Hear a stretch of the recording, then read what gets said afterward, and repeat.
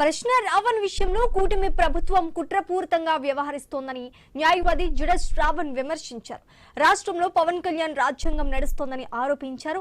చట్టాలను అమలు చేయాల్సిన పోలీసులు పవన్ కళ్యాణ్ చెప్పినట్టు పనిచేస్తున్నారన్నారు.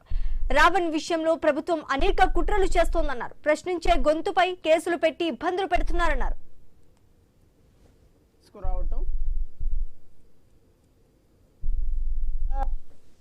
ఆంధ్రప్రదేశ్ రాష్ట్రంలో పోలీసులు ఫాలో అవుతున్నటువంటి రాజ్యాంగం క్రిమినల్ ప్రొసీజర్ కోడ్ కాదు, లేకపోతే భారతీయ బిఎన్ఎస్ఎస్ కాదు, బిఎన్ఎస్ కాదు.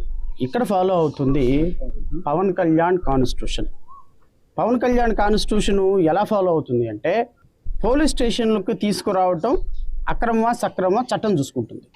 ఒకవేళ ఆ ప్రశ్నించేటువంటి రావణ్ కొంచెం ఎక్సెసివ్గా ప్రశ్నించాడు, లాంగ్వేజ్ కొంచెం ఎక్కువగా చెప్పాడు అని ఫీల్ అయితే చట్టం బెయిల్ ఇస్తుందా, బెయిల్ ఇవ్వదా, ఏం చేస్తుంది అనేది law will take their own course.